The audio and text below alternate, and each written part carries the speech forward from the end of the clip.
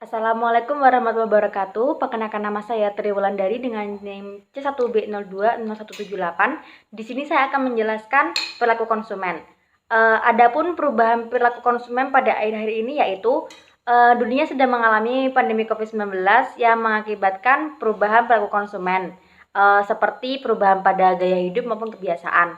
Adapun pengertian dari perilaku konsumen yaitu merupakan proses dan aktivitas ketika seseorang melibatkan dirinya dalam pembelian, kemudian penggunaan, dan pengevaluasian produk dan jasa. Nah, adapun perubahan perilaku konsumen pada akhir-akhir ini yaitu yang pertama itu meningkatnya belanja online. Nah, pada sebelum pandemi kan masyarakat enggan untuk belanja online karena mereka khawatir terhadap produk. Nah, akan tetapi ketika pandemi COVID-19, masyarakat mau tidak mau harus memenuhi kebutuhan dan keinginannya melewat belanja online akibat aturan social distancing. Yang kedua itu berkurangnya kegiatan outdoor. Nah, adanya aturan social distancing juga masyarakat kan diharuskan untuk tinggal di rumah. Oleh karenanya hal ini mengakibatkan berkurangnya pembelian tiket pesawat, kemudian traveling, dan kegiatan outdoor lainnya. Yang ketiga itu meningkatnya bisnis rumahan. Nah, pandemi ini kan mengakibatkan krisis ekonomi, di mana banyak usaha yang gulung tikar dan lain sebagainya. Oleh karenanya, masyarakat itu harus mempertahankan hidupnya dengan cara membangun bisnis rumahan. Nah, oleh karenanya pandemi ini membuat meningkatnya bisnis rumahan. Dan yang keempat itu ada layanan konsumen berbasis online. Nah, aturan social distancing juga itu membuat banyak layanan-layanan konsumen online tuh meningkat, di mana seperti layanan marketplace, kemudian layanan e-commerce, layanan jasa titip, dan layanan jasa lainnya.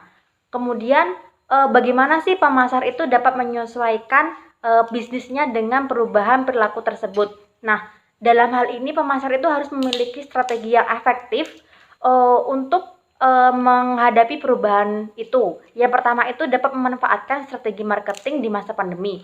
Nah, dengan mereka itu membuat produk maupun jasa yang dapat membantu konsumennya. Yang kedua itu menggunakan topik dan kata kunci yang relevan. Cara menganalisis data online untuk mengidentifikasi apa saja yang dibutuhkan oleh konsumennya. Kemudian itu strategi pemasaran produk melalui aplikasi dan konten online. Nah, di sini tuh pemasar harus membuat konten online yang disukai dan kemudian konten online itu harus menarik perhatian konsumen. Kemudian yang keempat ada memastikan keamanan produk. Nah, dalam bisnis online ini mereka harus memberikan perhatian terhadap produk. Kemudian yang kelima memanfaatkan media. Pemasar juga harus memanfaatkan media dalam promosi. Kemudian yang keenam menargetkan pelanggan yang setia. Dan yang terakhir itu membuat strategi pemasaran yang relevan. Nah, selanjutnya adalah motivasi yang mempengaruhi tindakan konsumen.